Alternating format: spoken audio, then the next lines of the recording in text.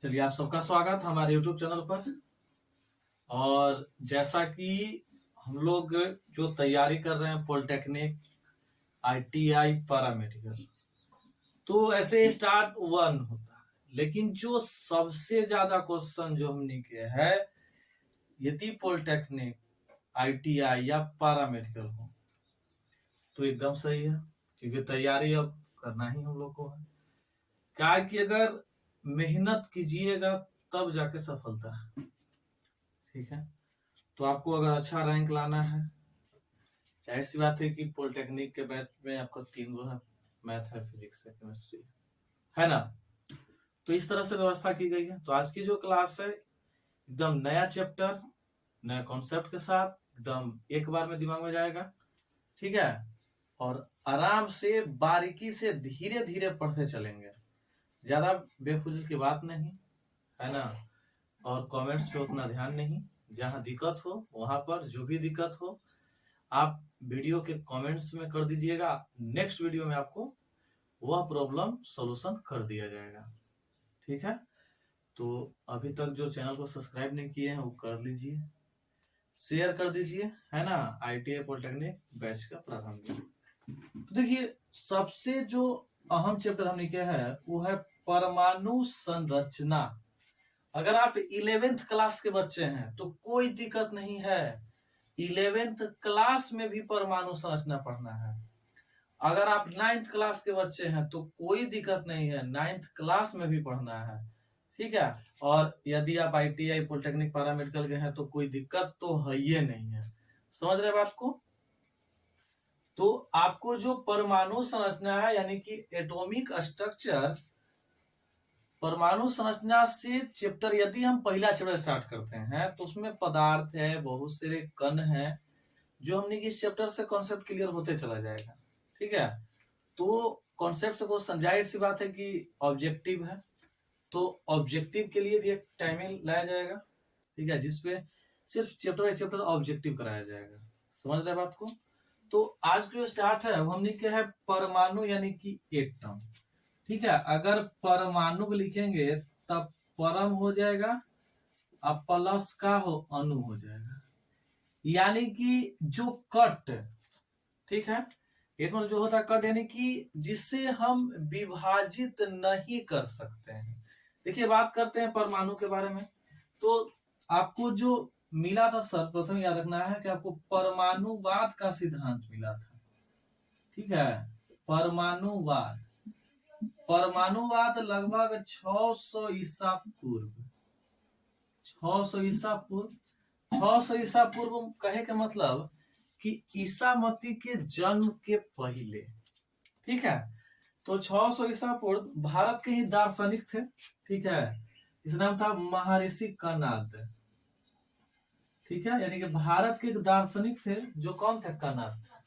देखो, परमाणुवाद, परमाणु जो है मेन जो खोज की आपका, यानी कि परमाणु का, परमाणु जो है कहता है कि एकदम छोटा कण होता है परमाणु। जैसे देखा जाए कि क्या किए हैं आप, उस व्यवस्था कभी जीवन में किए हैं या नहीं किए हैं, तो बताते हैं। जैसे बचपन में थे, तो बचपन में स्कूल में पढ़ते थे ना, तो स्कूल में पढ़ते के क्रम में क्या होता था कि एक पेज लेते थे और दोस्त को कहते कि ले भाई वाला फाड़ना, वो फाड़ता था तो बोलते बाबूजी की धोतिया फाड़ दे। तो ये सब का प्रयोग करते थे हम लोग। जो प्रयोग किए थे तो फाड़े फाड़े फाड़े फाड़े, जो पेज होता था, तो फिर पेज का एक किनारा होता था, ईच होता था, जहां पर वह नहीं फट पाता था। सबसे सूक्ष्म का ना छोटा इकाई होता है परमाणु। ठीक है, यानी परमाणु सबसे छोटा से छोटा इकाई होता है हमने के परमाणु। समझ रहे बात को ना। अब उसके बाद क्या कहा गया कि जो परमाणु सूक्ष्म और क्या, जैसे हम लोग मक्खी देखे होंगे, तो मक्खी कब दिखाई देता है, जब इस इतना दायरा में आ गया, या कहीं अचानक एकाग्रता के साथ वहां देख रहे हैं तो लगे हाँ ओकरा पर मक्खी बैठल हो, है ना। छोटा है जिसके कारण हमें दिखाई दे पाता है, जैसे उड़ के गया, हाँ भाई यहाँ मक्खी बैठल, या बहुत मक्खी लगी था, है ना। तो इस तरह से होता है। सपोज कीजिए कि यदि हम उसको क्रिकेट के मैदान रखें, होता है ना, जिसमें क्रिकेट मैदान है, सेंटर होता है, इस बाउंड्री होता है, मान लेते हैं, तो बाउंड्री पर आपको यदि हम खड़ा कर देते हैं और यहाँ पर हम मक्खी को छोड़ देते हैं तो पता चलेगा कि आपको दिखाई नहीं दे रहा है ना। तो दिखाई काहे नहीं दे रहा है? जो दिखाई नहीं देने का जो रीजन यहाँ पर है वह रीजन है कि परमाणु जो है, जो मक्खी जो हम लोग का है एकदम छोटा है। तो जब मक्खी एकदम छोटा है तो जाहिर सी बात है कि एकदम सूक्ष्म छोटा से छोटा इकाई है वो। समझ में आ रही बात को? कोई दिक्कत ना? अब समझिए आगे क्या है कि यही जो फील्डवा पर जो हम लोग मक्खी को छोड़े थे, यानी जो सूक्ष्म कण जिसे हम मान के मक्खी को छोड़े थे, ठीक है, वही जो है आपका परमाणु है। अब आते हैं परमाणु की खोज कौन किए थे, ठीक है। तो परमाणु के बारे में यदि हमने बात करें तो परमाणु के खोज आपको 1808 ईस्वी में हुआ था, ठीक है। परमाणु का जो खोज हुआ था वो 1808 ईस्वी में हुआ था और इसके जो खोजकर्ता थे वो आपका जॉन डाल्टन थे। कौन थे? John Dalton. समझिएगा, जॉन डाल्टन एकदम धीरे धीरे पढ़ना है ना, यानी कि दिमाग में चल ही जाएगा, समझ रहे हैं। और जब सेट मारिएगा तो आपको पॉलिटेक्निक हो, आईटीआई या पैरामेडिकल हो, आपका तीनों एग्जाम क्रैक हो जाएगा, है ना। और अच्छा बनिएगा, पैरामेडिकल डॉक्टर बनिए, इंजीनियर बनिए, ठीक है। तो इस तरह से देखिए, तो परमाणु का जो खोज हुआ वो 1808 ईस्वी में जॉन डाल्टन ने किया। बात समझ में आ गया? यानी कि जॉन डाल्टन जो वैज्ञानिक हैं वो 1808 ईस्वी में किसका खोज किए? परमाणु का। क्लियर हो गया ना? कोई दिक्कत ना? इन्होंने क्या बताया कि जो परमाणु है ना, यानी इसका मतलब कि अविभाज्य, क्या होता है? अविभाज्य। देखिए, अविभाज्य के मतलब क्या होता है? अविभाज्य होता है कि जिसे हम विभाजित नहीं कर सकते हैं। समझ रहे बात के? यानी जिसको हम कट नहीं कर सकते हैं। काटे मतलब ये नहीं कि ले ली गड़ा से धाए धाए उड़ा दिए, ठीक है, वो नहीं है ना। यानी कि एक ही परमाणु के हम चाहेंगे कि उसे दो या दो से अधिक परमाणुओं में तोड़ दे, जो कि संभव नहीं है, ठीक है। लेकिन बताए ना कि जो परमाणु है वो परमाणु अविभाज्य है, यानी कि परमाणु को हम विभाजित नहीं कर सकते हैं। जो कि इनका बात फिर बाद में गलत हो गया था, क्योंकि जब इनके बाद जो साइंटिस्ट आए थे, ठीक है, वो आपको रदरफोर्ड आए थे। कौन आए थे? रदरफोर्ड। रदरफोर्ड जब थे, रदरफोर्ड ही है जो नाभिक का खोज किए, समझ रहे हैं। यानी कि रदरफोर्ड वैज्ञानिक जो है, इन्होंने बताया कि परमाणु में 3 मौलिक कण होता है, ठीक है। वो 3 मौलिक कण कौन होता है? एक होता है हमने के इलेक्ट्रॉन होता है। क्या होता है? इलेक्ट्रॉन। दूसरा हमने के होता है प्रोटॉन, और तीसरा जो होता हमने के है वो होता है आपका न्यूट्रॉन। समझ रहे? यानी कि परमाणु अविभाज्य कण है, जॉन डाल्टन बताए। लेकिन फिर जो है रदरफोर्ड जो है कहे कि नहीं, परमाणु को विभाजित किया जा सकता है। विभाजित मतलब जिसे तोड़ा जा सकता है। तो अभी तक क्या, जिससे मालूम होता है ना कि हाँ कोई ऐसा कार्य है जो आप नहीं कर रहे हैं, तो दादाजी क्या करते हैं कि कोई कमवा न हुई थे ठहर जो वो उठा ली जा रहे हम कर दे रहे, कहते ना छोड़ा छोड़ा हम कर देवी थी, तो ये कह के चल रहे। तो बताया गया कि कौन कौन कण है, तो आपका इलेक्ट्रॉन है, प्रोटॉन है और न्यूट्रॉन है। इलेक्ट्रॉन जो होता है वो निगेटिव होता है, यानी कि एकरा पर ऋण आवेश होता है। जो प्रोटॉन है ओकरा पर धन आवेश, और ई आवेशहीन, यानी कि इसे हम बोलेंगे उदासीन। यानी कि जो न्यूट्रॉन हमने के है, तो न्यूट्रॉन हमने के उदासीन होता है। क्या होता है? उदासीन। बात समझ में आया? ठीक है, यानी कि न्यूट्रॉन पर कोई चार्जेस नहीं होते। समझ रहे हैं? प्रोटॉन जो होता है वो पॉजिटिव होता है, यानी कि धन आवेशित होता है। समझ रहे हैं बात को ना। इलेक्ट्रॉन जो है वो निगेटिव होता है, यानी कि एकरा पर माइनस आवेश यानी कि ऋण आवेश होता है। अब है कि सर खोज कब कब बोले इनका, तो ये आपको 1897 में खोज हुआ, ये 1886 में हुआ, और ये आपको 1932 में हुआ। इसके बारे में खोजकर्ता जो है आप लोग जान ही रहे होंगे, क्योंकि देखो पॉलिटेक्निक पढ़ रहे हैं तो लड़का के यदि 9th है तो कोई 10th पर भी दे देता है, कोई 12th को देता है, तो जो 12th देता है उसके लिए बेस्ट होता है ना, क्योंकि 9th 10th में उतना ज्ञान नहीं, ज्ञान तो 11th से 12th में है। समझ रहे, कोई दिक्कत नहीं है। देखो पॉलिटेक्निक हो या ITI पैरामेडिकल, आपको पढ़ाई हार्ड नहीं है, सिलेबस बड़ा है खाली, और कुछ नहीं है। यानी लगन से लग के अगर मेहनत करेंगे हम लोग, ठीक है, अगर जैसे हम पढ़ा रहे हैं आप लाइव जुड़िएगा तो हमें भी हिम्मत मिलेगा, आप शेयर कीजिएगा, हमारा सब्सक्राइबर इंकरेज करेगा, ठीक है, हमें वॉच टाइम बढ़ेगा तो हमें भी हौसला मिलेगा। तो अगर इतना आप कर सकते हैं तो आपके लिए हम भी तो करेंगे ना, ठीक है।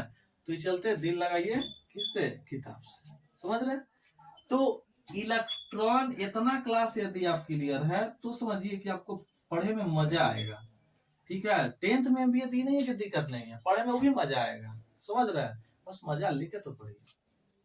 अब इलेक्ट्रॉन को जो खोज किए थे वो आपका जे थॉमसन थे, टी। प्रोटॉन के थे गोल्डस्टीन, और आपका सी थे चैडविक। सभी जानता है कि इलेक्ट्रॉन और जो प्रोटॉन है इस सबका आवेश सेम होता है, यानी कि 1.6 गुने 10 के पावर -19 कूलम। बस प्रोटॉन पूछेगा तो आगे प्लस लगा देना है, इलेक्ट्रॉन पूछेगा तो आगे माइनस लगा देना है। समझ रहे बात के, यानी कि इलेक्ट्रॉन और जो प्रोटॉन हो गया ये दोनों के आवेश सेम है। समझ रहे हैं, कोई दिक्कत नहीं, आवेश दोनों के सेम है। अब सेम है तो इलेक्ट्रॉन जो है वो निगेटिव, प्रोटॉन को चाहिए है पॉजिटिव, ठीक है, यानी इसमें कोई दिक्कत नहीं। अब भार के बात करेंगे ना, देखो अभी तो उदासीन है ये हम, तो एक तो आवेश का आ जाएगा 0 हो जाएगा, याद रखिएगा। अब प्रोटॉन और जो न्यूट्रॉन है इसका द्रव्यमान सेम होता है, 1.67 गुने 10 के पावर -27 kg। और जो इलेक्ट्रॉन का भार होता है 9.11 गुने 10 के पावर -31 kg। ये हो गया हमने कि इलेक्ट्रॉन, प्रोटॉन और न्यूट्रॉन के बारे में। कोई दिक्कत ना।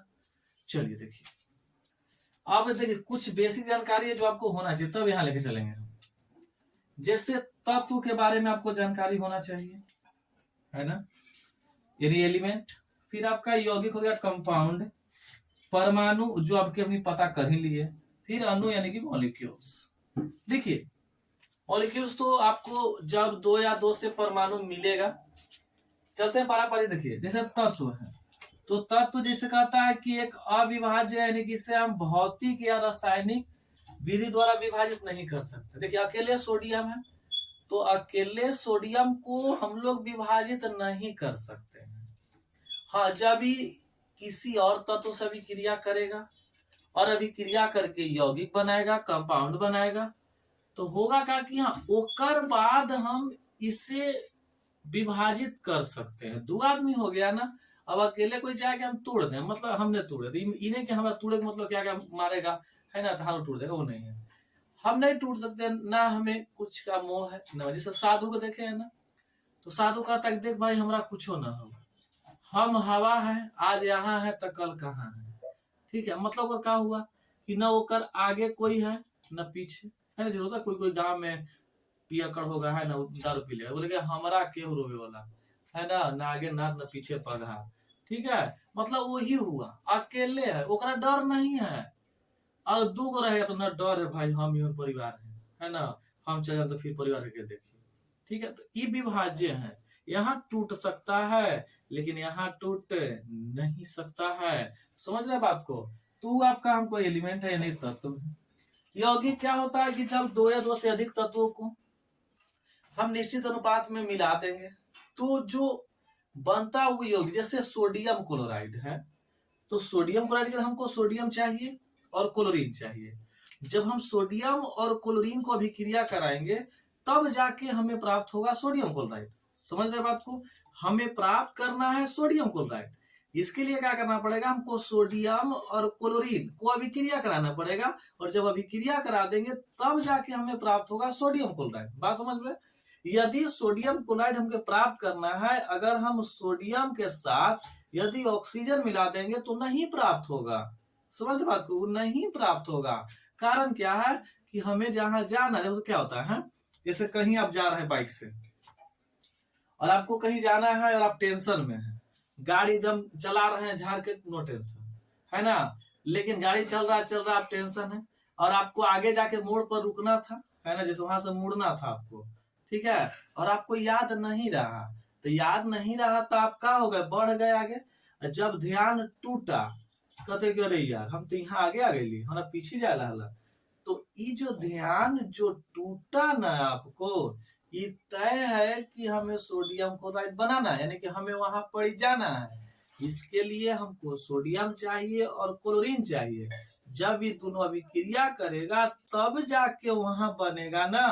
और जब हम रोडवे सही नहीं धरेंगे, यानी कि सोडियम तो लिए लेकिन क्लोरीन नहीं लिए, हम ऑक्सीजन ले लिए, तो क्या सोडियम क्लोराइड बनेगा? नहीं बनेगा। बात समझ रहे हैं? तो सोडियम क्लोराइड बनाने के लिए हमें ये चीज चाहिए। तो एक निश्चित अनुपात में जो मिलाएंगे उसके बाद जो बनेगा ना, वही हमने के यौगिक होता है। समझ रहे बात को? चलिए आगे देखते हैं। एटम के बारे में समझ गए। मॉलिक्यूल्स क्या होता है, जैसे देखा, जैसे यदि हम यहाँ Cl2 लिखते हैं तो ये क्लोरीन है, ये क्लोरीन के अणु है। क्या है होगा? क्लोरीन के अणु है ना। अब इसको हम लिखेंगे तो ये हो जाएगा Cl प्लस Cl, तो ई क्लोरीन है, ये क्लोरीन, तो ये परमाणु हो गया, है ना। तो जब दो या दो से अधिक, जैसे यहाँ 2 है, अगर हम बात करें ओजोन के, O3 है, तो ओजोन में 1 ऑक्सीजन, 2 ऑक्सीजन और 3 ऑक्सीजन, बोले ना। तो 2 या 2 से अधिक जब परमाणु मिलेगा तो जो बनेगा उसे बोलते हैं हम लोग अणु कहते हैं। समझ रहे हैं बात को? चलिए अब आते हैं डाल्टन का परमाणु सिद्धांत। यानी डाल्टन क्या कहे, जिससे इतना बताया ना डाल्टन, तो होता है कि प्रत्येक पदार्थ अति सूक्ष्म कणों से मिलकर बना होता है, जिसे हम परमाणु कहते हैं। देखिए जितना पदार्थ है अति सूक्ष्म कणों से मिलकर बना होता है। अरे बस सर मजाक करे थे, कैसे देख ले हमने? आप देख सकते हैं, जैसे ईंट है ना, ईंट को आप चूड़ दीजिए तो उसमें से छोटा छोटा कण दिखाई देगा। जैसे देखिए, जैसे मान लिए कि हमारे ईंटा है, ठीक है ना। अब ईंटा को हम तोड़ना क्या कर दिए, जेने मन तेरे से स्टार्ट कर दिए। जब तोड़ना स्टार्ट कर दिए तो देख तो बुआ यहाँ पर क्या हो गया, तो यहाँ पर देखो छोटे छोटे कण दिखाई दे रहा है कि नहीं दिखाई दे रहा है? दिखाई दे रहा है ना। यानी कि ईंटवा हमने के बड़ा था, लेकिन जब उसको हम तोड़े तो वो छोटे छोटे कण में क्या हो गया? डिवाइड हो गया, यानी कि बट गया। समझ रहे हैं? तो ही अति सूक्ष्म है। आई सब मिल के ना ईंटवा बना, यानी कि सब को जब मिला दिए ना तब हमने के बन गया ईंटा, ठीक है, जिससे हम क्या कहते हैं? परमाणु कहते हैं। देखिए इनका तो ई तो बात सही है, लेकिन ई बात इनकर हो गया था गलत, क्योंकि अविभाज्य है, बताया ना, अविभाज्य इनकर कण है, लेकिन देखिए तो यहाँ विभाज्य हो गया, ठीक है। फिर कहता है एक तत्व के सभी परमाणु गुण समान। देखा जैसे अभी तत्व के बात करें, हम क्लोरीन लिए ना, तो Cl2 में क्लोरीन क्या गो है? 2 गो है। तो जब एक क्लोरीन के जो गुण होगा, यानी कि जो समान गुण होगा, वही यहू क्लोरीन के होगा ना। यानी दोनों क्लोरीन के जो गुण है वो गुण क्या हो जाएगा? हमनी के समान हो जाएगा। समझे? तो आज खाली 7-15 में आ गया है, लेकिन पॉलिटेक्निक के और ITI और पारा मेडिकल का जो बैच है केमिस्ट्री का, वो आपको 8-15 में है, लेकिन आज भर खाली 7-15 में आने की कोशिश किया जा रहा है। तो आज के लिए इतना ही। आपसे मिलते हैं नेक्स्ट वीडियो में, तब तक के लिए जय हिंद।